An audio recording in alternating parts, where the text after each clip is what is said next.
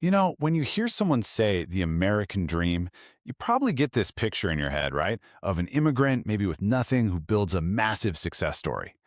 But what if that whole story is kind of outdated? Today, we're diving into a really fascinating idea that the American dream isn't dead, not at all. It's just changed. It's not for individuals anymore. It's for companies, specifically European companies that are looking for some serious growth. This quote really gets right to the heart of it. It's a bold statement, and it's the core of what we're exploring. The idea is that the classic story might be a thing of the past, but there's a brand new, super powerful version of the dream that's just waiting for businesses. So how did we get from there to here? All right, to really understand this new dream, we've got to take a step back and look at the original. You know, the one we all know from the movies and history books. This is that classic tale of one person against all odds, making it big in America. And for that, let's talk about a guy named Alois. He is the perfect example of this. He left his little town in Germany right after World War II, hopped on a boat, and set sail for the US. I mean, he was basically the living, breathing version of that classic, almost legendary story. And his path, wow, it's like the textbook example.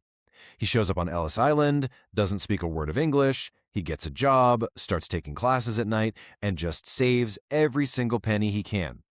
Eventually, he launches his own cosmetics company, builds it up, sells it, and retires a happy man. It's the ultimate rags to riches, dishwasher to millionaire story. So that brings us to the big question, right? Can one person still follow that exact same path today? The argument we're looking at says, for the most part, no. That specific door has kind of closed. The world is just a different place now. But a new one has opened up. And here it is. This is the punchline. The dream didn't just disappear. It just shifted its focus. The land of opportunity isn't really handing out its biggest rewards to individuals starting from zero anymore. Now it's for established companies that are ready to go to the next level. Which brings us to the here and now. So if you're running a business in Europe, this is where the story stops being a history lesson and starts being a potential roadmap for your company's future.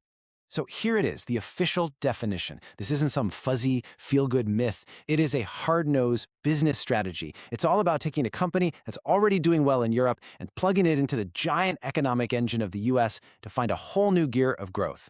And honestly, for some, it's not just about growth. It can be a lifeline. Now, this is what makes it feel so real. Take a look at this Danish recycling company. They didn't just blindly jump across the ocean. No, they followed a smart, logical path. First, they dominated their home market in Denmark. Then, they expanded to a huge neighbor like Germany. And only then, once they had a rock-solid foundation, did they make that strategic leap to a US hub like Houston. And really, the whole game plan boils down to this one powerful idea. A lot of European companies, they're known for their incredible focus on quality, on engineering. They just make superior stuff.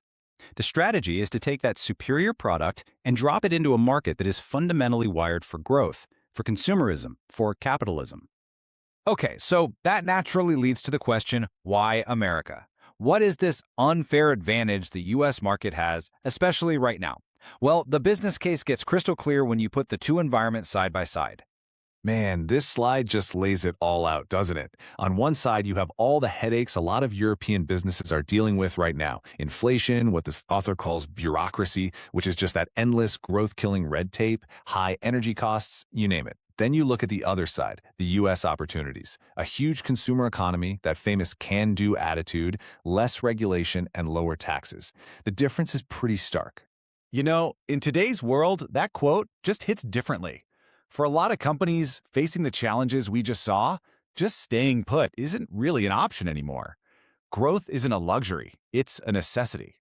And the US market often represents the biggest, most direct path to getting that growth. But we have to tackle this huge misconception. So many people think you have to be some Silicon Valley tech startup to make it in America, and that's just plain wrong. Think about that Danish recycler again. I mean, America already has recycling companies, right? But because the Danish company brought a world-class service, they cleaned up. The key isn't what industry you're in, it's how good you are at what you do. Okay, so the opportunity seems pretty clear. The why is compelling, but what about the how? How do you actually do it? Well, that brings us to the final and most actionable part of all this, a blueprint for making it happen. Book lays out this really clear 4-step framework. You can think of it as a roadmap from A to Z. First, you evaluate. Is the U.S. market really right for you? Then you engineer the right corporate and financial setup. Next, you execute your plan, and that means learning the unique American way of doing business. And finally, you elevate your success with more advanced moves. It's a way to take the guesswork out of it. And in the end, that's what this all boils down to. This final question really gets to the heart of the matter. The modern American dream, as it's defined here, isn't about getting lucky. It's about making a strategic choice. A choice to pair your company's excellence with a market built for opportunity. The dream is absolutely there for the taking. The only real question left is, who's ready to take it?